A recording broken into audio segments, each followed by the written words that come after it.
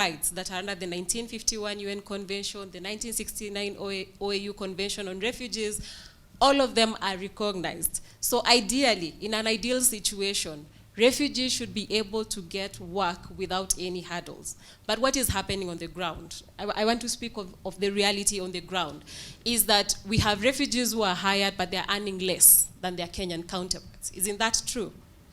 And then we have refugees who are also working in these so-called refugee organizations, but they cannot work as program officers or the big jobs. They can only work as volunteers. They can only work as translators. Isn't that what is happening? So we have a lot to do, and that's why, as my colleague Annette has said, we need to have refugees also have a voice in policy making. They also need to speak out. But when we are implementing this, then we have to give them an equal space. If they're getting work, then they have skills. We have refugees who are professionals, so they should be able to get real work. They should be able to get equal pay and be treated the same also. Speaking about CBOs and organizations led by refugees, we recently had the 2022 UNHCR global consultations with NGOs, and the concept of localization is taking shape. Localization advocates, basically the thinking behind it is the person on the ground is the person who understands what's going on. If there are issues on the ground, the person who is working at the country level of UNHCR or anywhere will not face them. People will come knocking at the door of the person who is working in the community.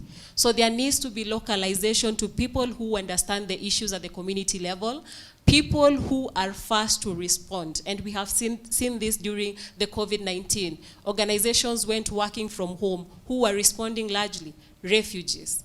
So we need to empower refugee-led organizations. We need to empower CBOs by refugees because they understand the issues better and are best placed to respond. Okay, thank you. To Rukia's question, and she directed that to you, Annette, about whether this Refugee Act is a relief, and why is the East African countries favored more? I think that was the question. Go ahead. So I would say there are some positive aspects of the Act. We have discussed a lot about that in terms of just broadening the rights for refugees. Also, there is more in terms of empowerment of refugees to venture into spaces that they were not able to do so very broadly before. So in terms of that, I think there are some opportunities that refugees can use for their own benefit. There are a few provisions in the Act that are a bit concerning.